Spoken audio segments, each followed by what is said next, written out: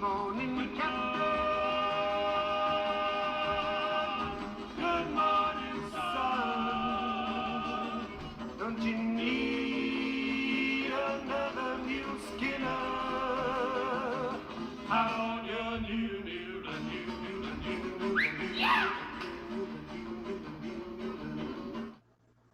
Hey, and we're on the air. Hey, how's everyone doing tonight? Thank you so much for joining us. You guys know me. I probably either served you coffee or you are one of my friends. So my name is Kim Bozeman. For those of you who don't know me, I am a resident of Lodi. Let's see, a little bit about me, like you care. Graduated from CSU Stanislaus and with my degree in political science in 2016.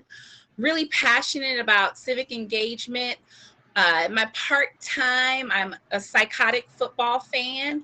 And that's about it. That's about it. All you need to know about me tonight. And my co-host, or my friend, he has multiple names, John Ivy. I'll go ahead and say, hey, John, and ask you to introduce yourself. Hey, everybody. My name is John Ivy. I'm here with the Voter Access Project. I am a legal scholar, a voting rights advocate, a government employee, and somebody who just cares a lot about voting and elections and community and improving government and society. And I care a lot. That's what I do with my time. And Kim, she reached out to me and thought we could put on a live stream, a series of live streams to talk to people about voting, about civic engagement, and about the concerns of our communities, especially centered around Lodi. And so I'm excited to be here. I'm excited to talk to Kim. So, John, have you ever been to Lodi? I have. I have been to Lodi a few times. I've lived there earlier this year. Actually, when the quarantine started up, I moved out to Lodi for 3 months, just to hunker down someplace that wasn't too expensive on the rent at the time. All right, all right. All right, so John, before we get started, I thought I'd ask you, everyone's talking about politics right now. People are absolutely sick of talking about politics. They don't care. They don't want to hear it. So, I mean, I guess I should ask you, why should we expect anyone to tune into us and listen to what we have to say? Why does it matter? Well, there's a lot of people that are talking, a lot of people who are trying to get the attention of other people. And we're not really here to grab attention or sell something. We're here to talk, mostly about why we care about voting and why we think voting is important, what's got us interested in this, and to hear from people the things that they want to know and the things that they want to hear and really have this discussion. And so, what drove you to want to come out and talk like this? That's a great question. John, to be quite honest, I grew up, seeing my parents vote, right? And being told that I had to politically identify with a specific group. And I just did that. I cast a ballot from the time I was 18. But if I'm being completely transparent, I had no idea what I was voting on. I didn't research. I didn't read. I just filled in the dots, and whoever name sounded, familiar, I cast a vote. In 2006, I got really involved with working the local elections, and I will be quite honest, at that time, it was just for extra money. But as I, showed up to the polls and started asking questions, I just became enamored with the process, right? And then I realized, wow, I didn't know that. I didn't know that. I didn't know that. Fast forward, 2011, I decided to go back to school. And by then I had fallen in love with politics. So I decided to study political science, and it was a love affair for there. What brings me here tonight is to be quite honest, I realized that no one was having conversations with people from a place of unbiased, right? no nonpartisan organizations. Were just teaching folks how to vote, telling them the basics of how to register, and if they and it's so important, right? And so I just decided, as I have become more involved in my city in Lodi, that I wanted to just have a conversation with some folks and share some things that I had learned along the way, and just hear what kind of things that they were confused on, and what they wanted to learn. Yeah. And you mentioned like some basic stuff like registering to vote, and it reminds me that the election is coming up pretty quick. That election day is November 3rd, but actually ballots are going to start going out October 5th.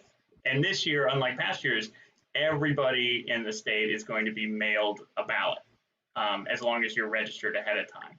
So I wanted to take a minute and remind people of these dates of like October 5th is when the ballots go out, and that pretty much all the time, or right this second, people can check their voter registration.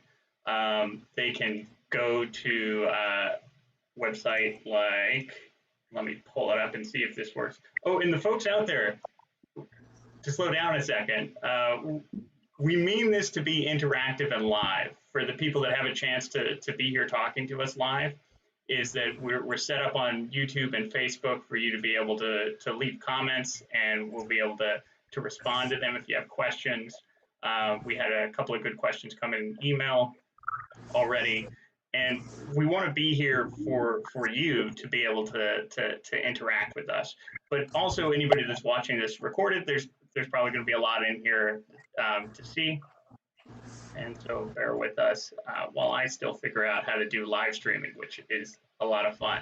And so for this, what I would recommend for anybody out there watching is that you can go to a website called vote.ca.gov, which is the link I'm showing right now. And on that website, you can register to vote. You can check your registration to make sure that it's up to date. You can find out where your polling place is if you want to go vote in person in probably another time, or you can track your ballot that they're going to send to you and make sure that it's coming in the mail okay. And to go, yeah. No, go ahead. Go ahead, John. After you finish, I want to ask you a question. Oh yeah, sure. So I'm gonna pull up now. I'm gonna go ahead and show what that website looks like. If I remember where I put it. Is that just right off the top, you go to vote.ca.gov and it brings you right here to the election 2020 stuff. And you can just click this orange button in the middle, register to vote. And you can even pick different languages, and you just hit register to vote now, or check your voter registration if you think you're already registered and you just want to make sure that it's still current. You can click one of these buttons and just start filling out the form. And it takes 5 minutes. You can do it right here on your phone or on your computer, and then you're registered and ready to go. And so, Kim, you had a question? Yeah, so John, I want to take a step back. And so, like you said, the ballots are getting mailed October 5th. California has decided that, everyone that's registered will receive a vote by mail. But what happens if you're not registered to vote? I'd like to know who can register to vote, and how can you register to vote? Yes, those are great questions. Any U.S. citizen that is over 18 can vote in California. Anybody that's over 16 can either register or pre-register to vote. Even if they're not old enough to vote, they can still go on the website and register to vote if they're at least 16. They just have to be a U.S. citizen. They have to not currently be in prison. So anybody that's served time before, they're free to register and to vote now. Anybody that's a citizen is really eligible to vote, but many of us don't do it. Many of us don't know about these processes and about the reasons for voting. And then one thing to keep in mind is that like when you go to the DMV now, you're pretty much automatically registered to vote. But the importance of registering is not just to get your name on there. You also need to make sure that your address is right and all the other information is right. Because if they send your ballot to an old address, then you won't be able to vote. And that's, Well, yeah. Well, let me ask you a question. So, if they send your ballot to the wrong address, right, and you're registered, you actually can go over to the San Joaquin Voter of Registrar's office and pick up a ballot, right? Because that actually has happened. So, not to just jump in there, right? And to emphasize it is absolutely important that you register, but there are some things that you as a citizen can do to ensure that if you miss your ballot, right, if it's misplaced, that you still have access to it. So I have another question for you, John. So, you keep saying, a citizen, there's a lot of concern about, voter fraud. And I know we'll talk about that later on, but let's just clear that up right now. And I just want you to re-emphasize that you can only register to vote if you are a legal citizen of the United States, And the reason why I bring that up here is that, like John had said earlier, we're not being paid. We're doing this because we love civic engagement. We love politics, but I want to encourage our audience that anything that we say, to fact check, right? And so I just really want to assure people that undocumented citizens cannot vote legally in California, and the rate of people actually having voter fraud is so minuscule that it just really doesn't happen. So that's kind of one thing I wanted to talk about. The other thing I just want to say is, and obviously, we are streaming from home because we are in the midst of a global pandemic, and it's really important for our audience and everyone to know that California is going to have what's called drive up democracy. So on the Saturday before the election, you can actually, in Lodi specifically, there's going to be at this time 3 locations where you can drop off your ballot, and that is going to be Da Vinci's Restaurant, it's going to be Lang Twins Winery, and Robinson Feed and Feed shop over on Victor Road. And so Saturday, Sunday, Monday, and Tuesday, those locations will be open. So if you don't want to mail your ballot, you can go ahead and drop that in at any of your locations. And then on election day, you will have several polling places available for you to drop off your ballot. And you will also, the city hall, you'll be able to drop off your ballot. And we'll talk about that throughout this series, but I just wanted to highlight that. Yeah, and that actually brings up a question that we got in the chat, I think on YouTube from Jared. He was asking, with concerns about the current state of the Postal Service, is there a way to increase the likelihood your ballot arrives on time? And what Kim just mentioned was the ballot drop off. In other words, the county is providing drop off locations and drop off boxes where you can drop off the ballot without having to use the Postal Service at all. On the other side, if you want to mail your ballot, you can. The postage is now paid for ballots. That's something we got done last year. Going forward, is that you no longer have to buy stamps for your ballots, but you want to get it in the mail as soon as you can. I mean, when it comes to you, there's nothing stopping you from voting right then, or at least opening it up and going through all the different items on it and figuring out what you care about and what you want to vote on. And so getting it in early is a good idea. This year also, as long as you get it postmarked by November 3rd, you should probably be good, because it'll have another 20 days or so this year, and some very long amount of time before they'll stop accepting them as long as they're postmarked by election date. So even if you totally forget about the election until November 3rd in the middle of the day, you can still either get it down to the closest polling place and drop it off to the county office, to a ballot drop box, or if all else fails, you can go to the post office and put it in a blue box. and it should still get counted. So we do Yeah. a lot to make sure, but get it in early, take it in yourself. Yeah.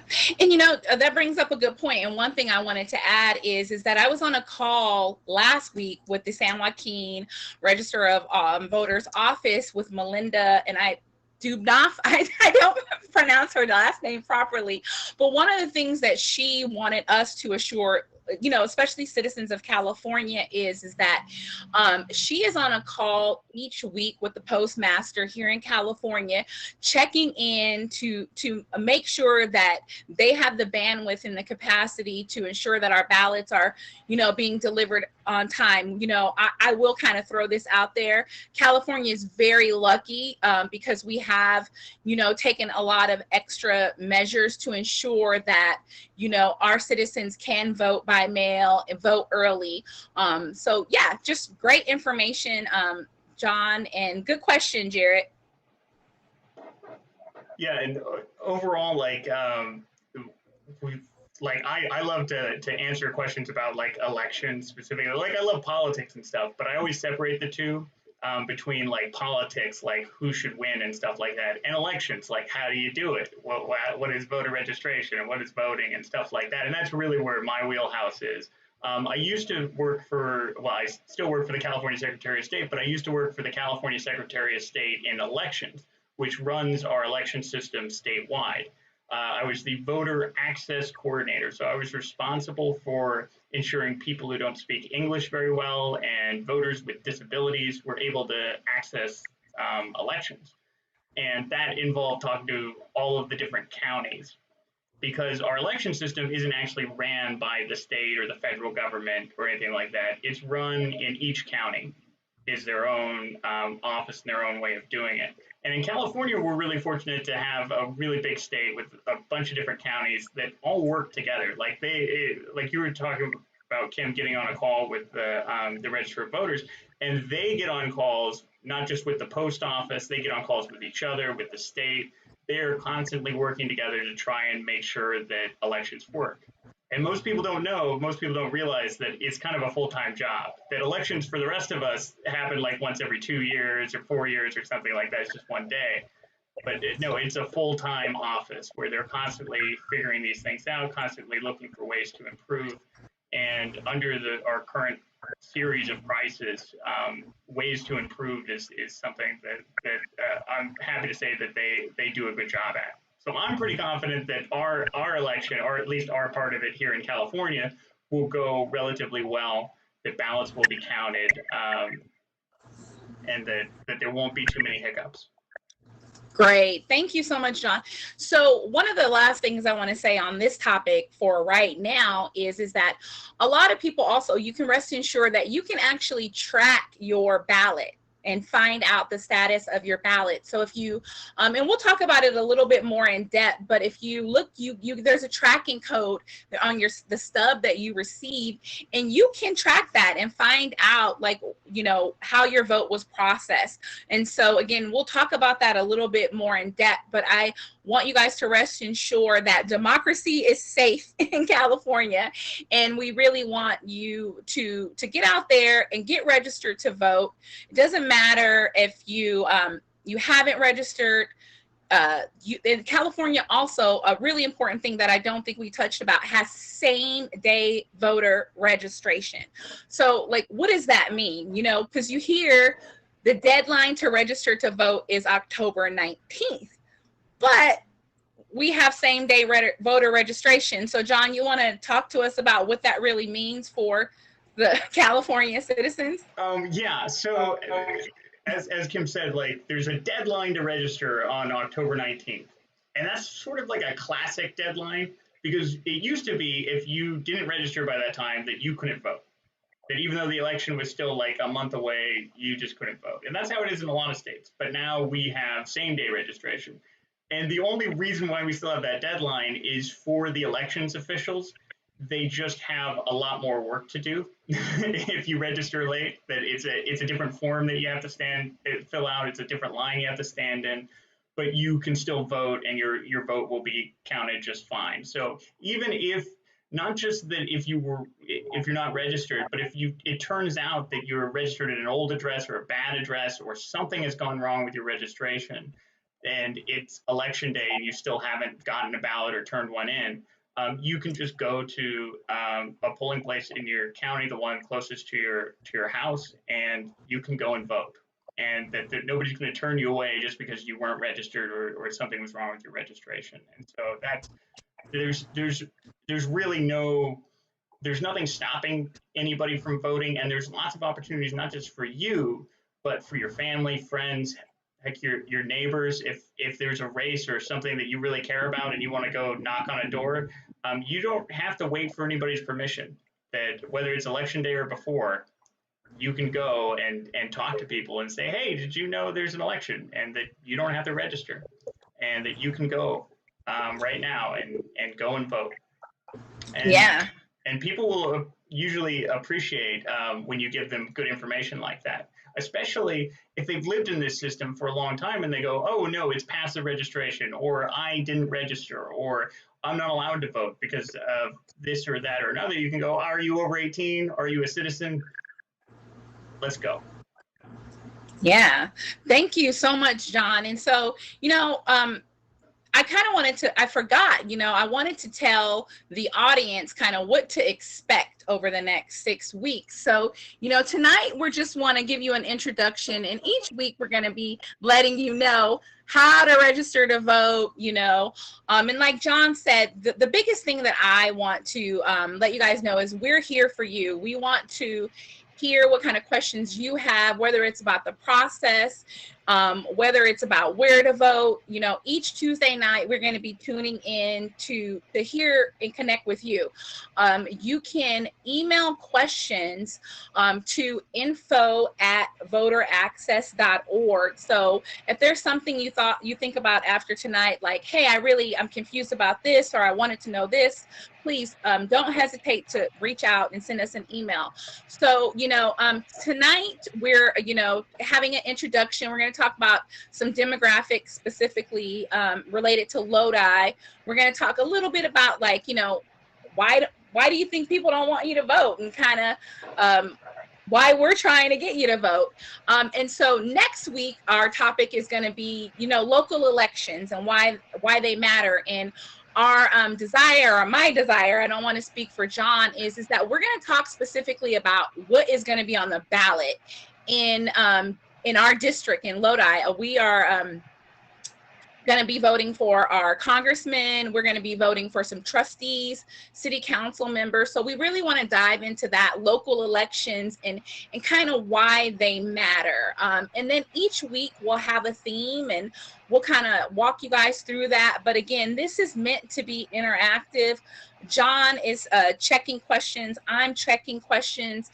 And we just want to talk to you, So now what I'd love to do is I live in Lodi. I've lived in Lodi since 2002, right? And I'm going to put myself out there. I studied political science, and what I found is that I really didn't have any idea what was going on in my town, right? And so when I reached out to John, one of the wonderful things that he did is he kind of went and did some digging and took a look at some things that were Lodi specific. So I'm going to turn it over to John and really let him walk us through those things, because I was pretty surprised. Yeah, okay. So what I wanted to bring up was sort of a little bit of demographics about voting in Lodi. And so as you can see on the screen, Lodi has about 65,000 people. And each one of I have the graphic up, and each one of the little silhouettes represents about 1,000 people. Let me make this a little bit bigger. And thinking about this in this way, so about 65,000 people live in Lodi, but about 15,000 of them are under 18. They're kids. They can't vote, and frankly, we don't care what they think. Wait, no, we care what they think. And in fact, I want to stop in this thing and say, if you or anyone happens to be under 18, their opinions still matter. They still have the ability to go and talk to that neighbor and knock on that door and say, hey, the election is tomorrow. Are you going to go and vote? And to still do efforts that just because you aren't eligible to vote doesn't mean that you don't have a voice, doesn't mean you don't have First Amendment rights, doesn't mean you can't make your voice heard. It's 15,000 people, kids, can't vote. Another 10,000 people, give or take, in Lodi are non-citizens. And that's both undocumented and documented legal residents that maybe even qualified to be citizens, but just haven't gone through the process for one reason or another, or the process is kind of not that great to go through anyway, even if you are eligible. Another 10,000 are eligible to vote, but they don't register. So they just haven't taken that step to register. They haven't been through the DMV process yet, and they're just not on the voter rolls.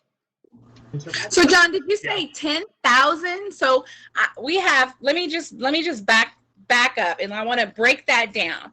So we have 65,000 people that live in Lodi. And where did you get this information from? How do I know you're not making this up? Yeah, that is a good question.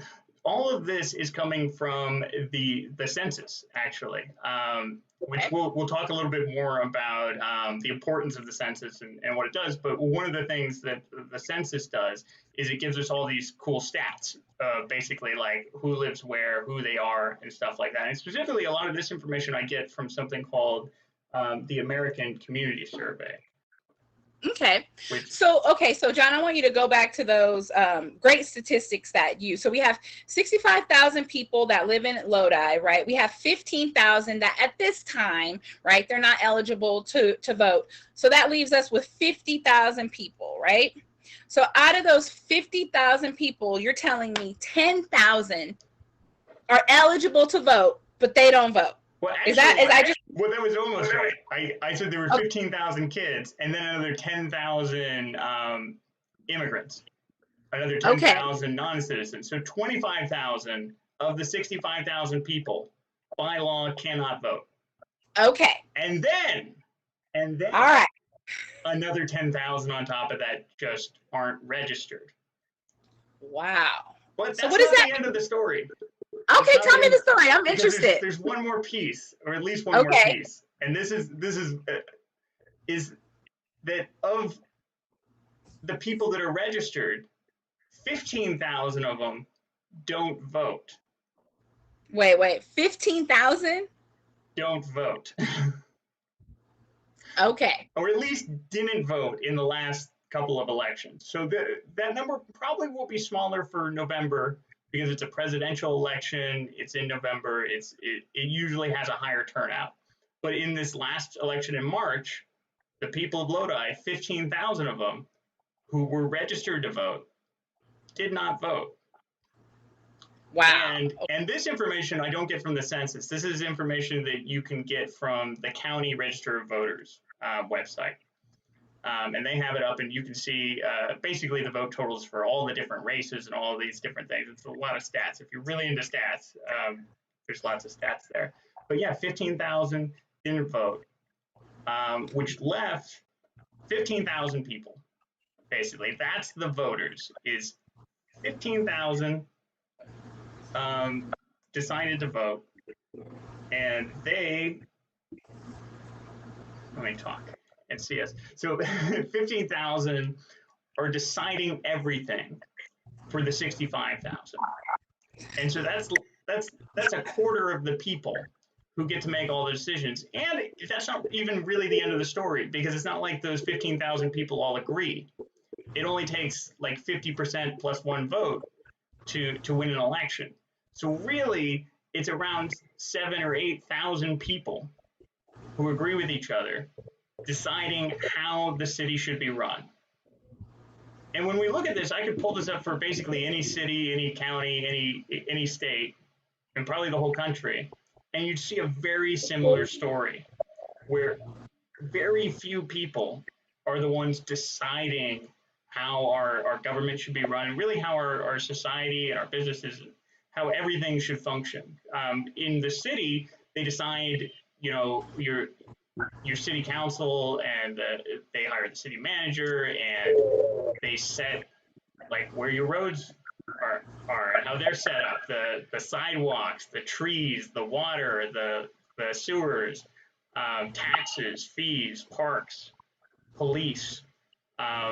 All of these decisions are being made basically based on the desires of a very small minority of the city. And that presents kind of two things. On the one hand, we can look at that and go, yeah, that we should change that. We should do our best to try and increase the electorate, increase the number of people who are participating, who are deciding how their government and society should be run. We should. There's a major problem when so few people are deciding everything for everybody else. And on the oh yeah.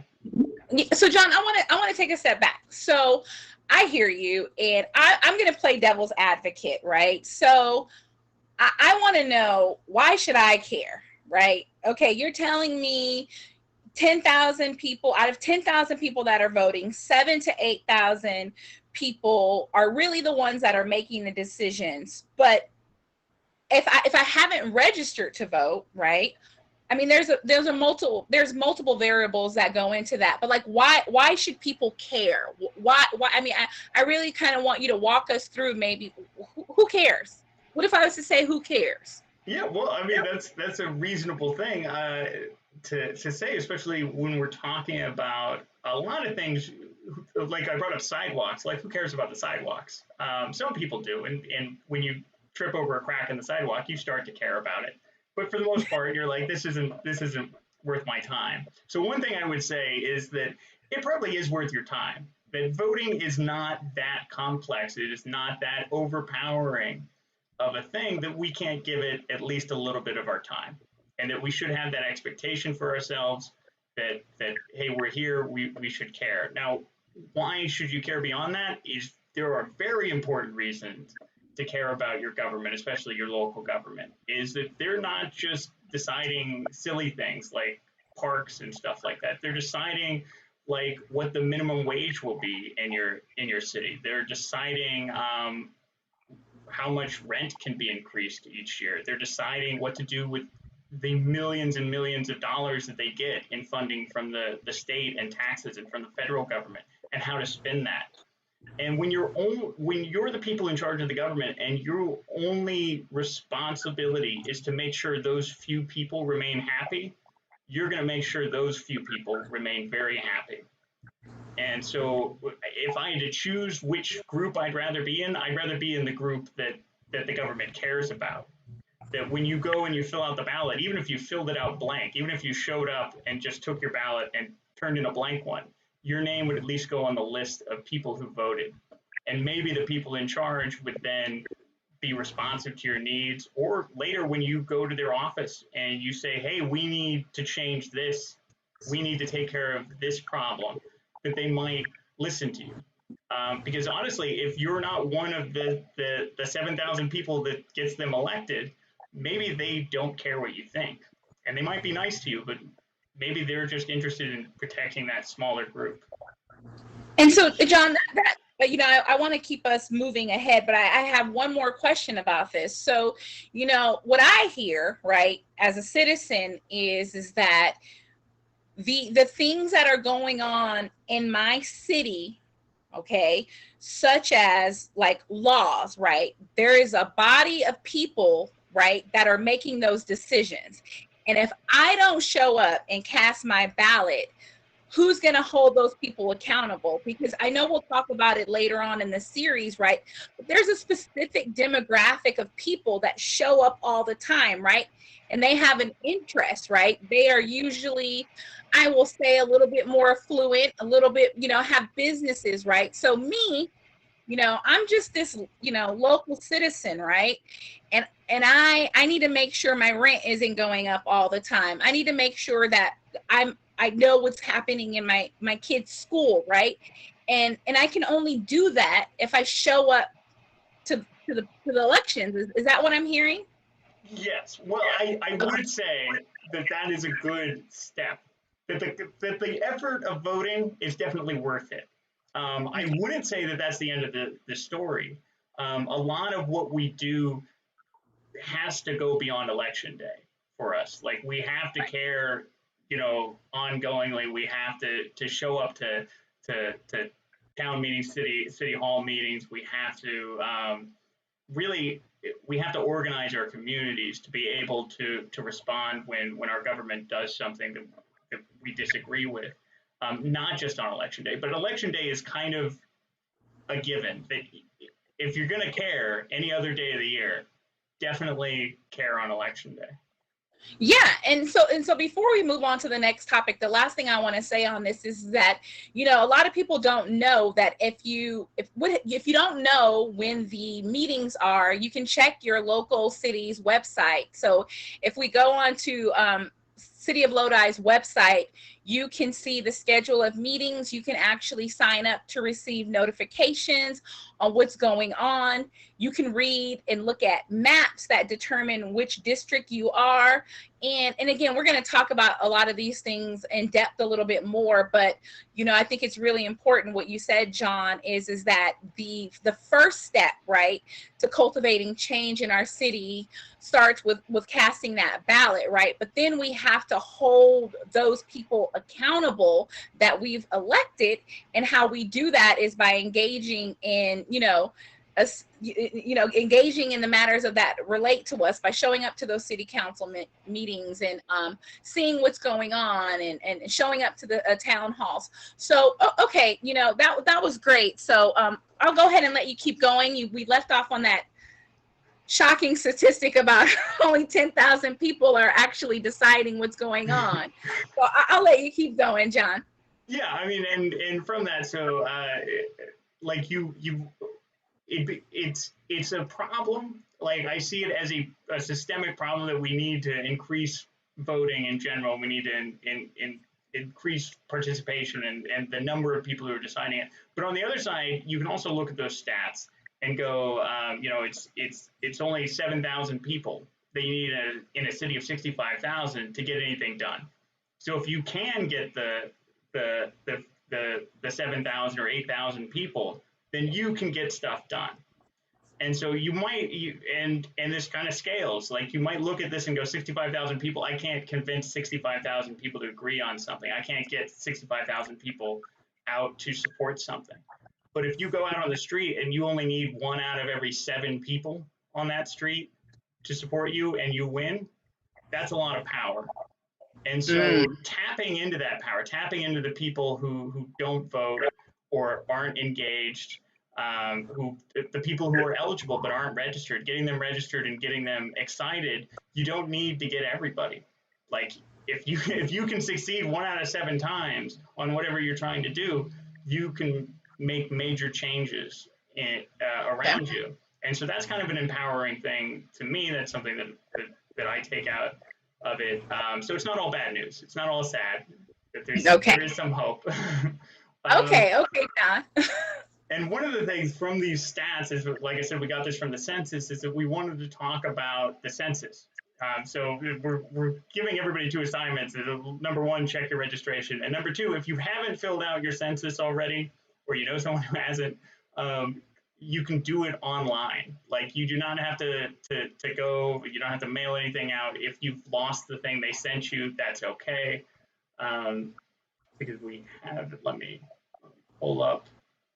Yeah, you can go to 2020census.gov, and you can also just Google the census and you'll get to the same place. But if you go to 2020census.gov, you get to a web page that looks like this. You just hit the button in the middle and hit respond. Before going to that, I wanted to say it also comes in a bunch of different languages. You just go up to the right-hand corner. It's got Spanish right there. It's even, if you go in, there's Hmong in there. There's Tagalog. There's just about 50 different languages, and they all have cool videos in the language that will show you the things. And then I wanted to give one more tip on this, is that once you hit that respond button, and like I said, oh, you've lost that piece of paper that they sent you, and that's okay. You just hit start questionnaire, and the first thing it asks you for this 12-digit census ID, and you're like, what? I lost it. this is great. There's just a link right down here that I think they made small for a reason. I don't know. That gives me the willies when they make things small. It says, if you do not have a census ID, click here. You just click it. That's it. So John, so again, I love playing devil's advocate here. And Amy, I see your question and we're going to get to that. You have a question here, but okay, we have so much we want to talk about, right? We want to talk about elections. We want to talk about the census, but what does the census have to do with the election? Like, why is the census important? Maybe why should I care about completing my census? Yeah.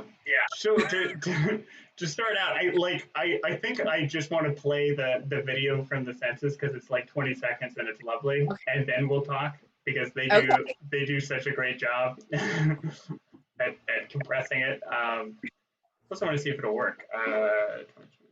Census. Sorry. Oh, okay. That's what happens when you enter the address wrong. Gives you an error. But do this. What is the 2020 census? Every did I lose the you? Census records everyone living in this country. Okay. It's written in the Constitution. I can hear you. It comes in a questionnaire that counts everyone who lives at your address on April 1st. I forgot. The data can be used to inform funding for services like fire stations, schools, we're having fun clinics, here. And representation that affect your community. Shape your future. Start here. Visit Yeah, so that's a cool video. You guys can find that video if you want to hear it again. But we were going to talk a little bit. So the importance of the census is really, and you will hear this from everybody in state government, is the money. So our federal taxes, when we pay our income taxes, all basically the short and sweet of it go to Washington, and then Congress divides it up among the states, basically. And one of the ways they divide it up through all the various programs is simple math of, well, how many people do you have? Like, how big is your city? How many mouths to feed? How much roads to build? All of these things depend on this number of how many people are there. How old are they? What kind of jobs do they have? All the information that you get from the census gets fed into this government funding model. And so that's one thing. We also use census information for all kinds of other things, including voting. Specifically, we apportion how many Congress representatives that we get based on how many people we are. So the city of Lodi is part of the congressional district there that includes the greater San Joaquin County, which is about 500,000 people or so make up this one congressional district. But if it turns out that there's more people in there than that 500,000, then you get another representative. And so having a whole nother person in Congress that is caring about your community's needs is a big jump, is a big change. And so you definitely don't want to go the other way. Underreporting. So if they do a bad job of counting, which right now there's a lot of fear because of COVID and delays and stuff like that, and attempts by the current presidential administration to stop the counting early, there's a big fear that we haven't counted everybody and that some communities might lose representation, they might lose funding. And so it's important this is one of those things that's important on a community-wide scale. Like, it's important to your community that you fill out the census. It might not do much for you personally, like it'll stop them from knocking on your door anymore and annoying you, but it's one of those things that people should take the time to do it.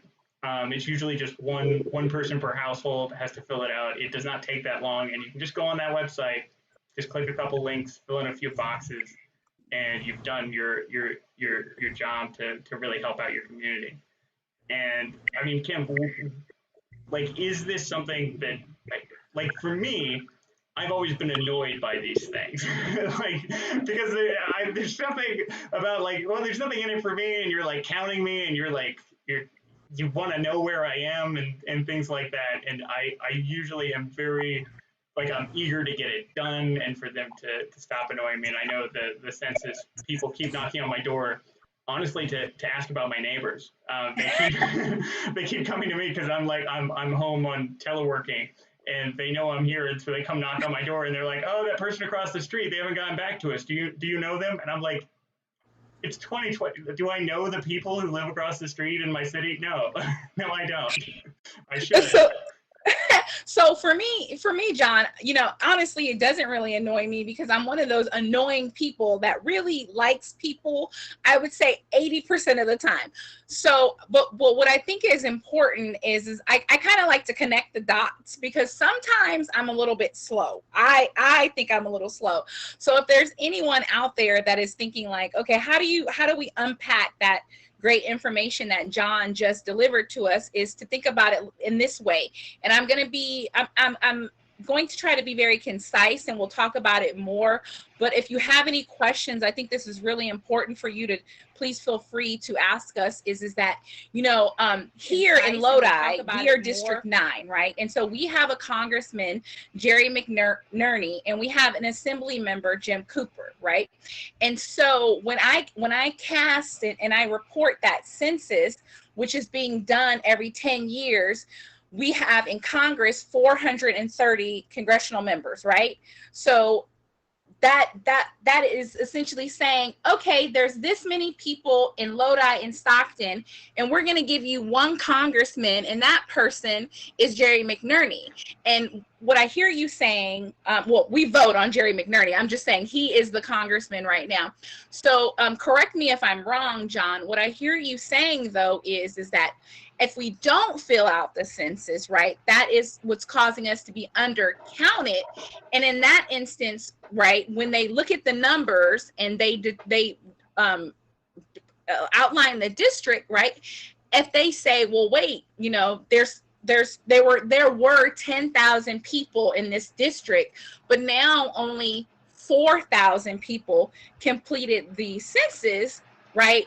What's going to happen? So I really, wanted to kind of break that down and talk about like why it's so important for us to complete the census, because we need to have elected officials in Congress that are advocating for the issues that matter to us. And if we're not completing the census, then we're not going to be receiving that funding, and therefore we won't have elected representation, right? So did I get that and understand you right, John? Yeah, definitely. I mean, like, I don't want to say that if somebody forgot to fill out the census that they've lost us a whole representative, but they did. Like, that's where it's kind of a funny thing is that the representative thing is very important, and if enough of us are being undercounted, we're being underrepresented, and if we can fix that, we can get more and better representation.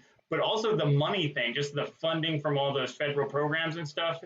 Yeah, if you didn't fill out your census, you probably cost your community tens of thousands of dollars, like just from you. So, like, there's where I like to talk about it. Is like the representation thing. Yeah, we probably didn't lose a member of Congress because Harry forgot to fill out his form, but we did lose tens of thousands of dollars. Okay. Yeah. That's really important. That's extremely important, John. So, I'm looking at our outline here, and I know we had planned on talking a little bit about why, like, why do we feel like people don't want you to vote? But we also had some question time. Mm-hmm. So what I want to do is I want to kind of switch it up a little bit. I know we talked about kind of flying by the seat of our pants, and Amy Zapara has a really good question. She says, what do we do when there's no representation for those of us in the country that have no representation for city council votes? Yeah, and she's out in the county. Right. So I'm gonna let you answer that one, John. Yeah. Well, on two things, I want to go back to the ineligible voters, like the kids and the non-citizens, and their role in our democracy is that they still have a voice. They can still go out and they can especially talk to their parents, their friends, their family, their neighbors, and say, hey, you should vote this way. And especially if there is a an election that matters to you because maybe you work in the city, even though you don't live there, or you shop in the city, or you deal with the city a lot, and you care about how it's being run, is to go and talk to the community there. Go knock on a door, and you can get a lot more votes than the one that you cast. Especially, you saw the numbers of how many people aren't registered and aren't voting. That's like 25,000 people in the city of Lodi that aren't expected to vote.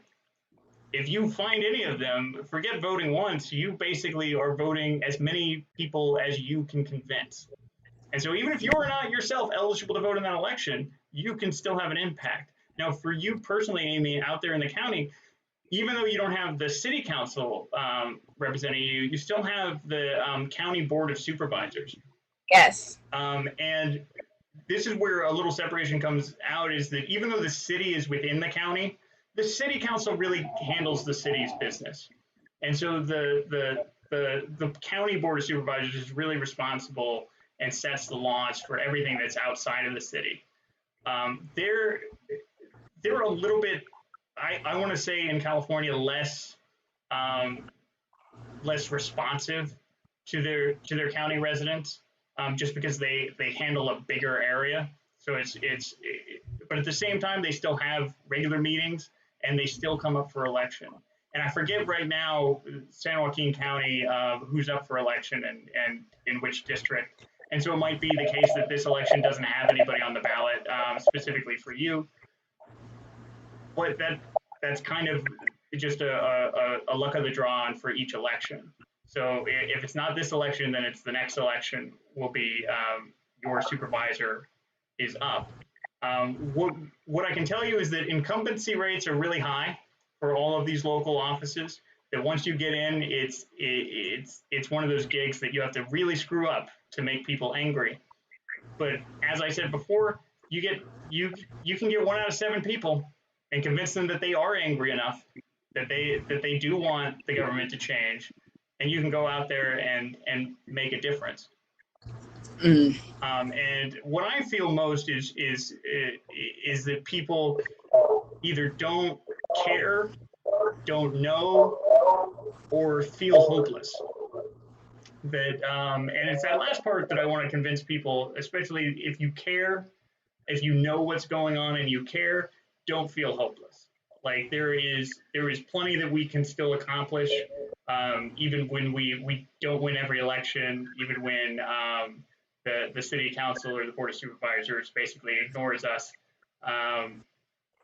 There's still hope to make change, and it's really in understanding these concepts, understanding how small of a force you really need to win an election or to push an agenda, and to really get out there and organize. For the people who don't know what's going on, we can help to answer their questions. That's the basis of it. Luckily, we have like the internet now, which will give you lots of bad information too, but it also has like educational things on what a city council does, and it has people like Kim who wants to put together live streams like this to talk about things.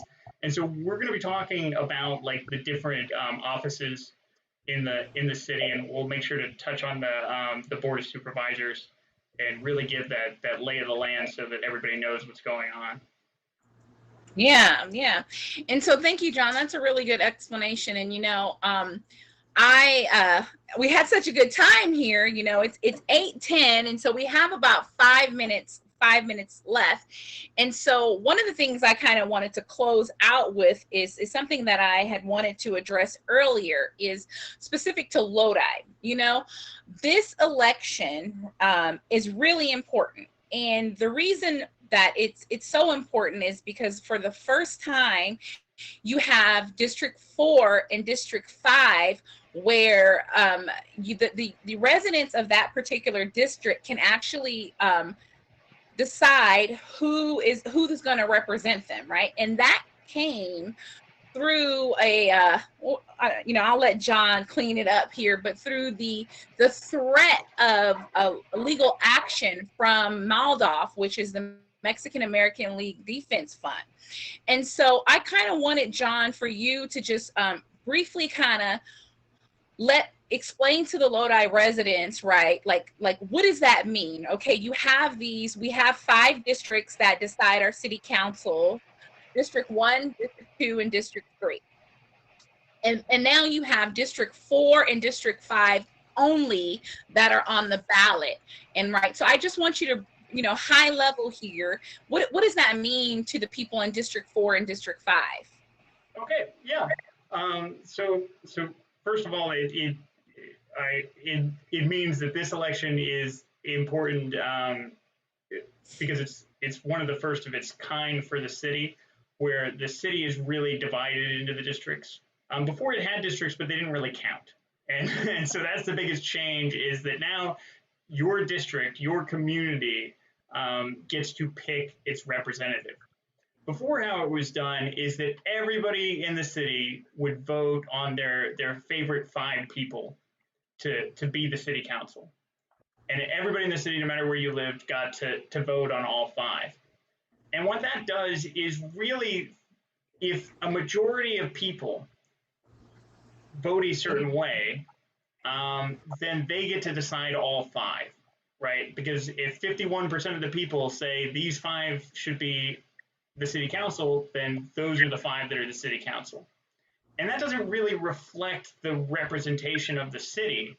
You end up with a city council that is just that one majority's group. And that's why, like, MALDEF was threatening to sue, is the city has generally never had minority people on the city council. A long history of just not really having a representation for the diverse communities within Lodi. And so by going to district-based elections, each community will get to pick their own representative. So they might still not end up with a majority of the board, that the city council itself, the 5 members, will probably still, 3 of them will end up being that majority party, that majority group of people, but you'll still get the representation on the board, get the representation on the city council. And that is a very important thing, that just being in the room, being at the table, being at the diocese, being able to ask questions, answer questions, vote on the laws, suggest laws, and to do all this work, having somebody there who is responsive to your community is a very good thing. Another reason why this is an important election is, you notice that only 2 of the districts are up for election, because it rotates. And so they won't be up for election again for another 4 years. And so you're pretty much stuck with these guys. And so if you care about your city and how it is run, feet to the pavement, this is a very important time for your community. Even if you don't live specifically in one of those districts, as I talked about before, if you care about your city, you want to go and lend your support to a side, figure out who the candidates are, and really get involved. There almost isn't a more important election than your local elections. I know we talk about the presidential election outside of the conversation we just had, because we haven't mentioned it, I think, once, as being important. It's what gets on the news. It's what people talk about. But these local elections decide so much about how we live our day-to-day lives, a lot more than the president does, for instance. So to me, I get excited about this stuff. I'm an election geek. Kim she's a geek too. We're geeks here. We're very nerdy about these things. And it's good for us to share that, but we also want to talk to people and say, you don't have to be a nerd about this. You don't have to care about this stuff to vote and to participate. It's very minimal effort is required. You don't even have to know everything that's on your ballot to vote. Like, you could pick and choose the things on your ballot to vote for. And so hopefully we'll be able to give you a lot of knowledge, but at the same time, feel comfortable about this. No, there's nobody expecting anything from you. And that's an important thing to keep in mind, especially for us. We should remember that too, Kim. Nobody's expecting anything from us. Oh, yes.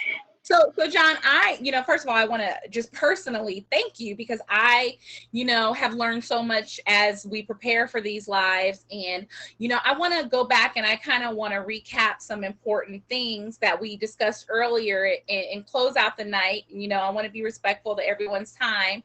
And the first thing that I want to say is that, again, I'm going to kind of go off the top of my head here, John. So help me out if I forget something. Your ballots are going to be start to be mailed out October 5th. That is important. You can. There's going to be some live locations that you can turn in your ballot from the Saturday before the election through election day. And California is going to have what we call drive up democracy. The kind of faux deadline, but not really deadline, to register to vote is October 19th. But California has same day voter registration. So what that means, you forget you're busy, you really want to register to vote, show up to the polls. The polls open at 7 a.m.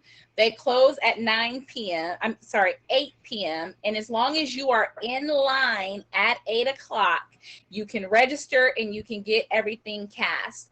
The other thing we talked about was the census and, why that's important, right? And, what's next, right? And so what I would love for you guys to do is, one, don't be afraid to send us a question at info@voteraccess.org.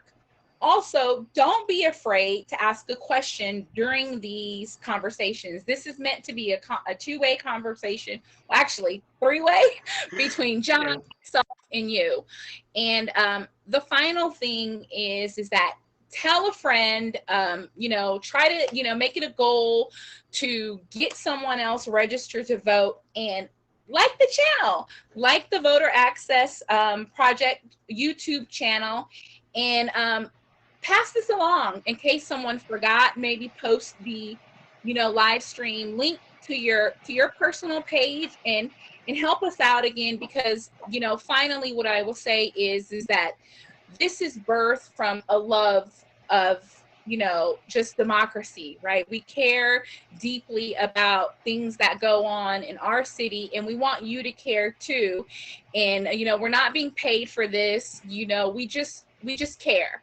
And we would really appreciate it if you helped us to spread this message so that, we can really get people to vote, right? Because that is how we take the first steps to making sustainable change in our cities, in our country, is by voting, right? And so I just want to thank you guys for showing up. I want to thank John, but before I close, I want to ask John if he had any closing thoughts or comments. Oh yeah, just I hope to see you guys all next Tuesday. I know you just watched this one, so you're probably like, I don't know if I want to watch them anymore. They're okay.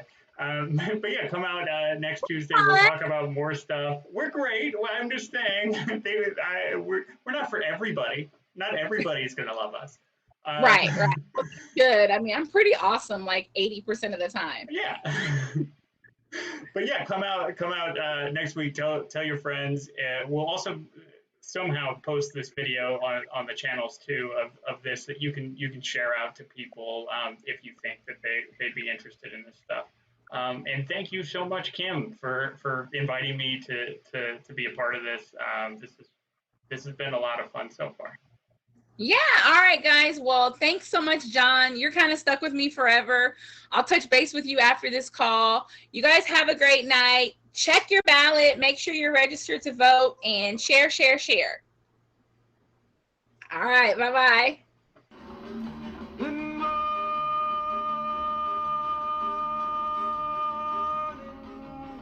Captain. Good morning, son. Get up.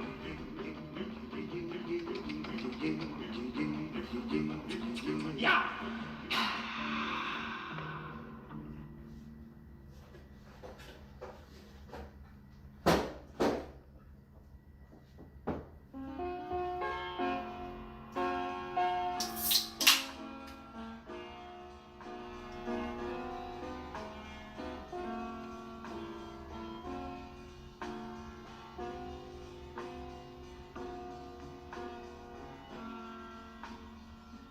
It makes a long time.